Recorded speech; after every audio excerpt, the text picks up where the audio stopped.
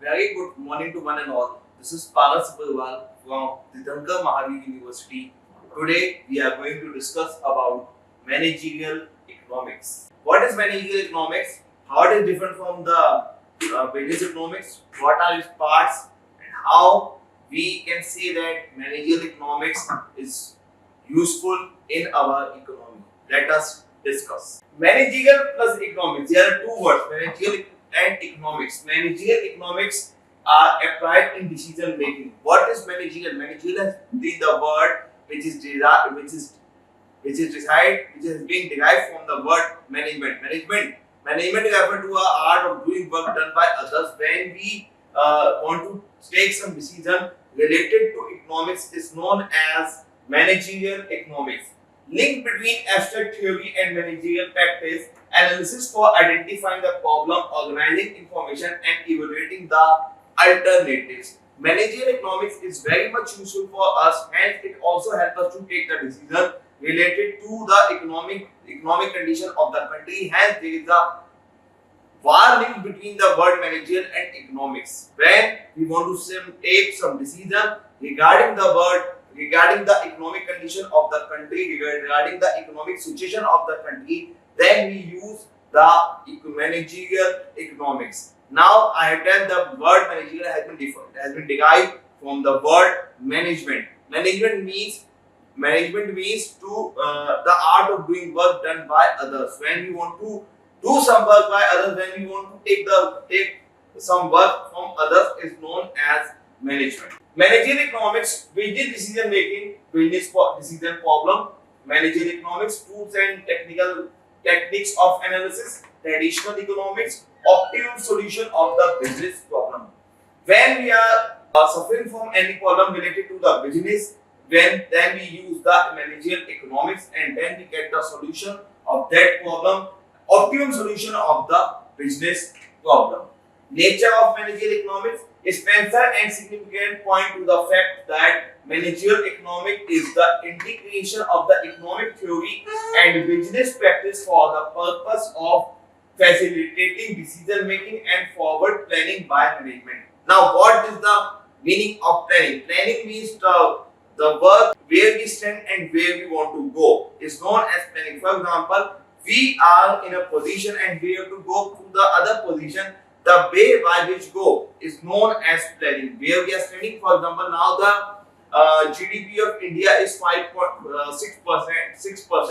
and if the government has aimed that it should go to 8 or 9%, then the plan which has been made by the government is known as planning. Hence, it is a part of managerial economics. Many of the efforts and many of the situations or many of the acts can be taken by the government to improve the GDP of the country. For example, the government of India has introduced GST. The government of India says that we are going to cancel the 17 types of indirect taxes, and we are going to launch one indirect tax which is known as economics. Hence, it is the economic decision which has been taken by the government of India to improve the GDP or economic condition of the country. It is known as managerial economics because it is a decision which has been taken by the government of India for the welfare of the country, or for the restriction 17 types of indirect taxes. And the government of India also says that the total of that tax are 32%, but the highest slabs which are the government of India has introduced GST is 28%. So there is a vast difference of 4% between the old tax system and the new GST system. Chief characteristics of managerial economics nature. Managerial economics is the microeconomics in the character, as it concentrates only on the study of the firm and not the working of the economy. Managerial economics takes the help of macroeconomics to understand and adjust to the environment in which the firm operates. Managerial economics is normative rather than a qualitative in character. It is both conceptual theory and material quantitative techniques. The contents of managerial economics are based mainly on the theory form. Knowledge of the managerial economics helps in making the wise choices. Now let's come on the first point. managerial economics is microeconomics. Yeah, managerial economics actually is a type of microeconomics because in this we only study about the particular firm. In fact, as it concentrate only the study of the firm and not on the working of the economy. It only we can say that work on the study of the firm because it is in the micro in nature. They are only studying about the we can say that particular firm. So and it only work on the working of the economy. Managerial economics takes the help of it also take the help of the macroeconomics to understand and adjust the environment in the firm operate. Right. Because they see different countries that how they are working. As you know that when we have adopted the globalization in 1991, then the government of India also say that with the help of this we can also adopt the technology which are using in the other countries because we are interlinking the economy of India with the rest of the world. The advantage is that the people of India go to the outside and invest in the outside, and the outside people come to the India and invest in India. So there is interlinking of the economy of two countries. It is known as globalization. So they also adopt the technology and the way of production, and they also adopt the capital incentive technique of the production. Managerial economics is normative rather than positive in character. Yes, ma'am, it is normative in nature, not in positive in nature. In both conceptual theory and material quantitative technique, the content of managerial economics are based mainly on theory of firm. If we can only measure the theory of the firm in managerial economics. Knowledge of managerial economics helps in making the wise choice. We have the wider choice. We can invest anywhere, and we can also bring the investment from outside the country to in our country with the help of managerial economics or with the help of wider study of managerial economics. Before understanding the managerial economics, we should know about the management. I have discussed all in previous lecture that what is management. Management is an art of doing work done by others. There are 5 parts of management: planning, organizing, staffing, directing, and controlling. These are the 5 parts of the management. We have also discussed about in few minutes. Although only we have also studied about the planning. What is planning and what are the characteristics of planning? It is a goal-oriented process. It is multidimensional. It is dynamic. It is group activity. So these are some importance of planning in the terms of management. Significance of managerial economics are in order to enable the manager to become a more component model builder. Managerial economics provides a number of tools and tactics. It is described that it provides a number of tools for using for the manager to component the model of the builder. Managerial economists provide a number of the tools and techniques. They also provide different tools. They also provide different of techniques that how they can use in their daily life. Managerial economics provide most of the concepts that are needed for the analysis of the business problems. You know that the successful manager can be say the manager if all his subordinates are satisfied with him and ready to do work according to his instruction. If all the subordinates are listening to their manager, then the manager can be said the successful manager of the organization.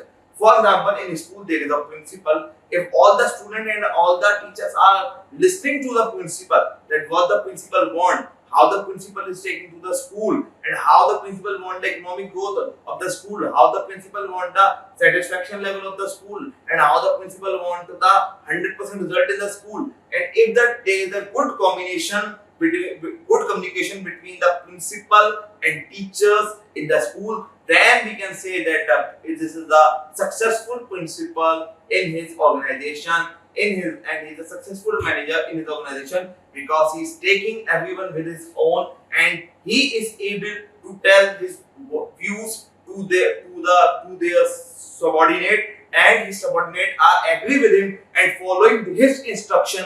Then we can say that he is the successful manager, he is the successful principal in his organization. Managerial economics is helpful in making decisions. Yeah, with the help of, I already said that the economics which help us to make the decision is known as managerial economics. And with the help of the techniques, with the help of the tools of managerial economics, we can make our effective and efficient decision for the organization. Evaluating choice for alternative. And in managerial economics, we have different choice. For example, our first plan is not successful, then we can use the second plan. If our second plan is not successful, then we can use the third plan. So there should be alternative of plan in front of the manager. That is, if first plan is not his working, then he can use the second plan, and if his second plan is not working, then he can go for his third plan. The scope of managerial economics: following aspect constitute its subject matter objective of business firm. You know that every business firm have its main objective, the more satisfaction, the more we can say that the more profit of the organization.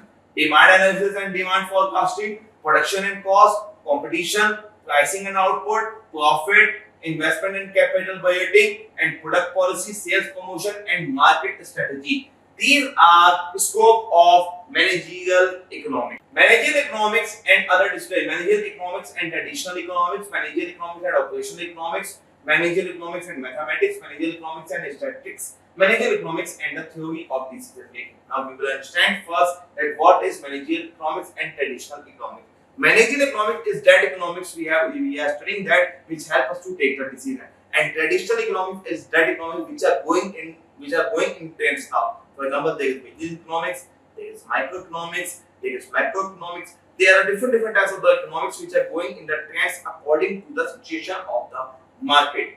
But with the help of managerial economics, we can take the decision for the organization and for the welfare of the organization. Managerial economics and operational research. With the help of managerial economics, we can do the research, and how the research is helpful in economics. It is correct that economics help in the research, because with the help, for example, law of demand, law of supply, law of variable proportion. These are the research which has been done by the different and big economists. So by that they can prove that law of demand is there, elasticity of demand is there, elasticity of supply is there, and they all are the result of the research only. Without research, we cannot apply the law in the economy of the country. Elasticity of demand is not the particular topic which has been engaged by the people. There is a lot of the research. There are so many research papers which have been written by the different economies to prove that elasticity of demand is present in the market, elasticity of supply is present in the market. Different formulas are there. There is also a percentage formula, percentage change in quantity demand upon percentage change in price. So how these formulas are derived? These formulas are derived by the help of research. Managerial economics and mathematics. Managerial economics is the part of the mathematics, because without mathematics we cannot use the economy, and economy is basically based on mathematics. If you want to calculate demand, if you want to calculate supply, if you want to calculate elasticity of demand, if you want to calculate elasticity of supply, if you want to calculate aggregate demand, and if you want to calculate aggregate supply, different things if you want to calculate, then we need the help of mathematics. Mathematics is the backbone of economy of the country. Without calculation, we cannot prove the economic condition, and we cannot apply any type of law, any type of rules in the economy of the country. Managerial economics and statistics. Yes, statistics is the part of the economy. You know, there is the microeconomic. There is a combination of microeconomics and statistics in class 11. If we want to find mean, if we want to find median, if we want to find mode, then we use the statistics. And if we want to find the population of the country, then we also use the statistics. If we want to find out the employed people in the country, then we also use statistics. And if we want to find unemployed people in the country, then we also use the statistics. Hence, statistics also help the economy to make the policy for the country. With the help of statistical data, we can make the policy for the welfare of the country. The data of statistics is not correct. It always approximates. Nobody can say that we have population this only. There is the approximate data. The data can be increased or the data can be decrease. Managerial economics and the theory of decision making. Yes, with the help of managerial economics, we can use the theory. We can use the we can make the decision for the welfare of the country, for the welfare of the society, and for the welfare of the people. Sometimes what happens? The rate of the inflation may also increase. The rate of inflation may also decrease. Or sometimes what happens? The employment opportunity is not more, employment opportunity is not less. So what they use the economic condition, and with the help of the economic condition, what they do, they basically do go for the managerial economics. They want to take the decision. If they go for the decision, then they can make the good and the better. We can say that good and better decision for the economic condition of the country. Fundamental concept. The fundamental concepts are incremental reasoning, opportunity cost, contribution, time prescriptive, time value of money, discounting and principle, equivalential principles. So, what is incremental reasoning? Incremental reasoning is that reasoning that why this decision has been adopted by us for this particular problem. We have to support the reason for that. What is the opportunity cost of that? How much we have increased? How much we have decreased, how much part we have, how much part we don't have. So these are the opportunity cost. How much opportunity we have in the, we can say that in the following part of the country. Or we can say that how is the opportunity to buy the goods or buy the services. How much opportunity for the selling the goods and selling the services. Contribution, that what is the contribution of different sector in the Indian economy. That what is the contribution of primary sector, what is the contribution of secondary sector, and what is the contribution of tertiary sector in the Indian economy. Time prescriptive, that how much time we are taking to, we can say that how much time we are taking for the decision of the particular economic condition of the country. Time value of money, discounting principle, you know that what is money. The money is a medium of exchange. Before money, we using the barter system. What is the barter system? When we want to exchange the goods in place of goods, then we use the barter system. And there is also some the principles. Principles in Hindi we can say that the siddhant. There are some principles in discounting and equivalential principle.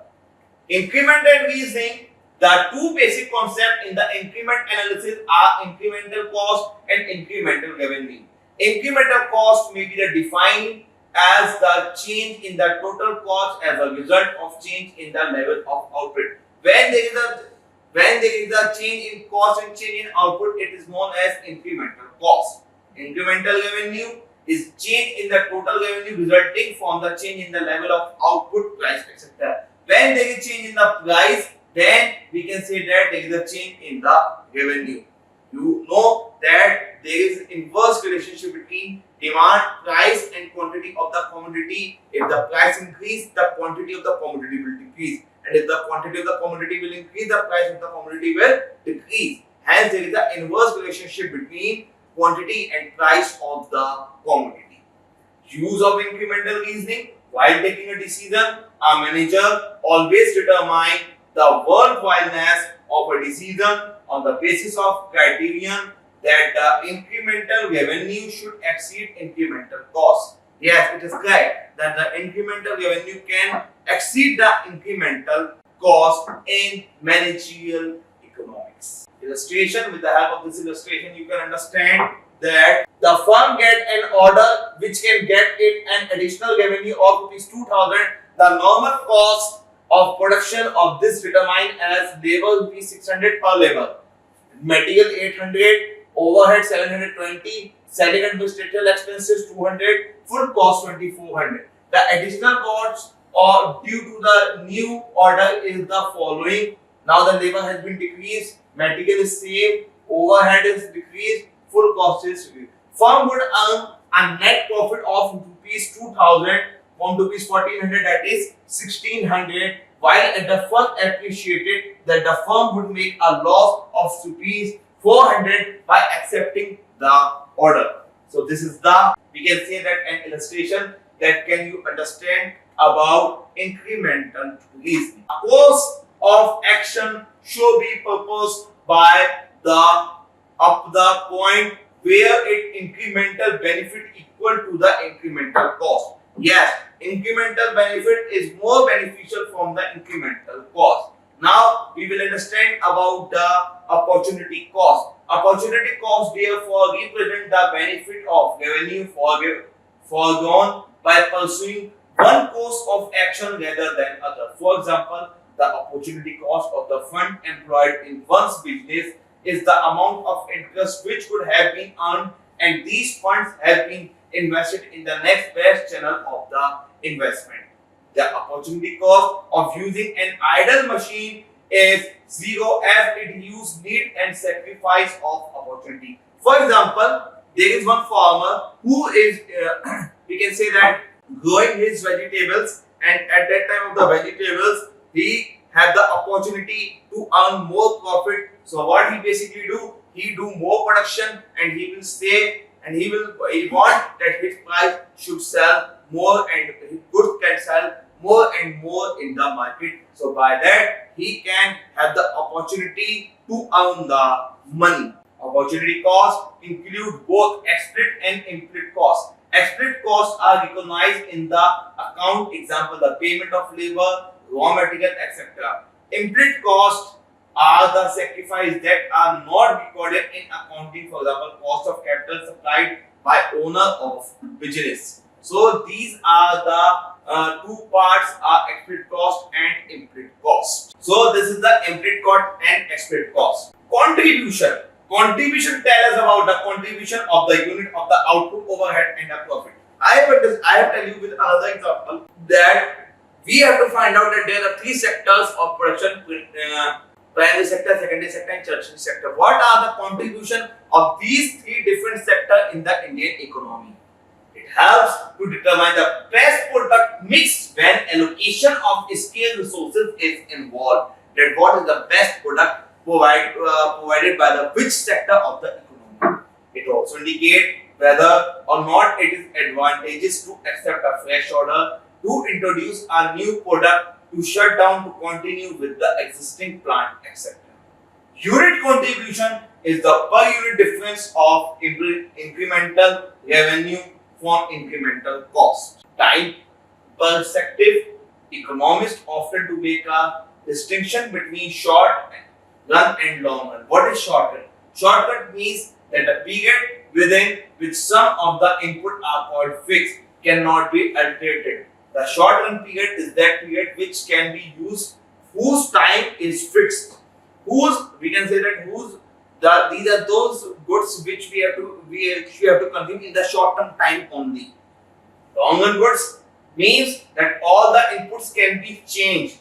We have the lot of time that we can change them at any time or at a place when we have good alternative in front of that. For example, I am using the tea of Kesar, but I have get the alternative Tadar tea who is giving me the best level of satisfaction and whose price is less.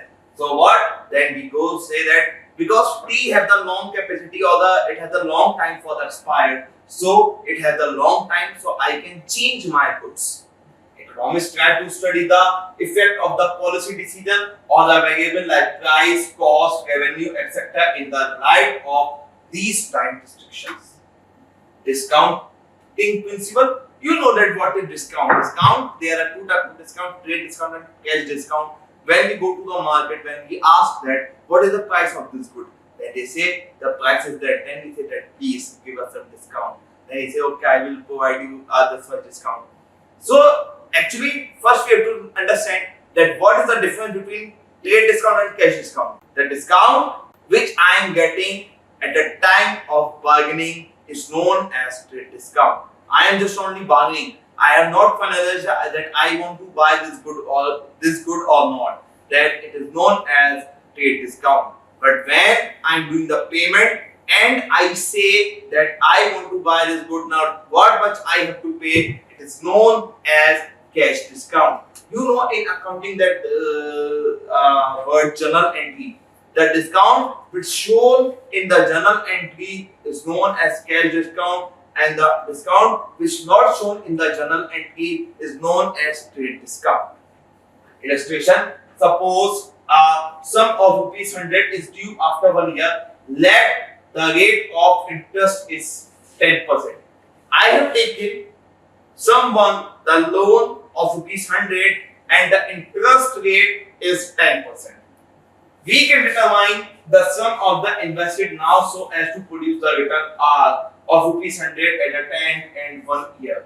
The present value of the discount rate is value of rupees 100 will be then. So this is the, we can say that illustration, or these are the different ways why they have taken out a discount. Let us understand by a simple language or the simple example. I have taken a loan from particular my friend of rupees 50 or rupees 100, but he is charging me the rate of interest is 10%, means in 50 rupees he is charging the rate, the 5 rupees extra per month as a interest.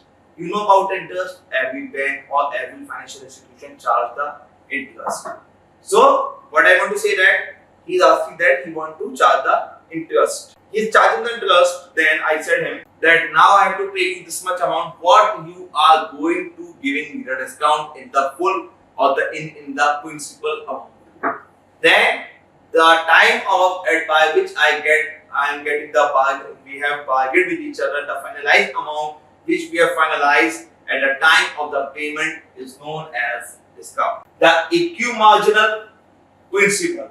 The law of equimarginal utility states that a utility maximizes consumer distribute his consumption expenditure between various goods and services he or she consume in such a way that the managerial utility derived from each unit of expenditure on various goods and services is the same. The principle suggests that availability of the resource input should be allocated between the alternative options, that the marginal productivity from the various alternatives are equalized. For example, suppose a firm has a total capital of rupees 100 million, which it has the option of spending 1/3 project A, B and C. Each of these projects requires a unit expenditure of rupees 10 million. Here we have to understand about the law of equimarginal utility. You know what is marginal? Marginal means change. The change in the goods which occur is known as marginal change. The equimarginal productivity here, the unit of expenditure is 1, 2, 3, 4, 5. Project A 10, 20, 30, 40, 50, 40, 30, 20, 10. Here the 20, where the 20 and 20 we can say that are similar to each other, then the one amount which is similar 20, 20, 20 is the equimarginal principle or marginal productivity, because in this the project A the marginal productivity is 20, in project B also marginal utility is 20, and project C also marginal productivity is 20, but the output is or the unit of expenditure is different. The equimarginal principle suggests that the profit gain maximized from allocate resources in proportion such that NP is equal to NPV is equal to NPC or equal to marginal propensity to consume, marginal principle A, product marginal principle B, product marginal principle C, product is equal to marginal principle N, so on. The equimarginal principle can be applied only where firms have limited investment resources have alternative uses. The investment in various alternative uses is subject to determining the marginal productivity or return. That is all for today. Thank you.